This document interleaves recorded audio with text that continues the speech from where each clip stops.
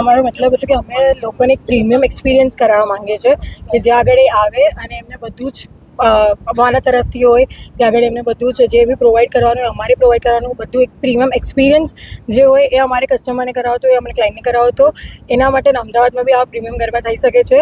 એના માટે અમે કન્સેપ્ટ રાખ્યો કે અંદર બધું જ ઇન્ક્લુડિંગ હશે. અને આપણે કહેવાનું કે વ્હાઇટ કલર કે પ્રેમ શાંતિ ને એકતાનું પ્રતીક જે છે, તો આપણે આ વિચાર કેવી રીતના આવ્યો? આ વિચાર એ થાય કે અમને પહેલેથી એવું વિચારતા કે આપણે પીસ પ્રમાણે રહ્યું હતું કે કોઈ શાંતિ હોય ને એવું કંઈક કલર છે નો છે એના પ્રમાણે. તો અમે વિચાર્યું કે સફેદ કલર એ માટે બહુ સારો છે.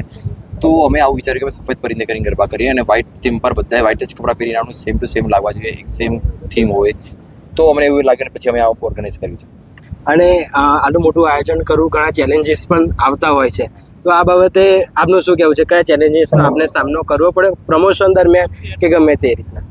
ચેલેન્જીસ તો બહુ બધા આવ્યા હતા આમાં કે સખત સમજો ને કે અમે છેલ્લા 9 વર્ષ ઇવેન્ટ કરીએ છીએ, પણ આ વર્ષે સૌથી વધારે મને લાગ્યું કે હા આ વખતે કંઈક સારી ઇવેન્ટ બતાડી છે. લોકો જોવે છે ને લોકો એવું કહે છે કે હા અમારે ત્યાં આવું છે. તો ચેલેન્જીસ બી ઘણા બધા હતા એમાં. પરમિશનથી લઈને ઘણી બધી સારી સારી જગ્યાએ ઘણી બધી જગ્યાએ અમે ગયા હતા, ત્યાં એમની ચેલેન્જીસ ઘણા બધા થયા હતા. તો મોટી ઇવેન્ટ કરવું તો તમારે બધું જોવું પડે એવું છે. કે લાસ્ટ 6 મહિનાથી અમે લોકો સિર્ફ આ ઇવેન્ટ માટે મહેનત કરી રહ્યા છે. જે આપણી 2 દિવસની ઇવેન્ટ છે એના માટે અમે લાસ્ટ 6 મહિનાથી મહેનત કરી રહ્યા છે.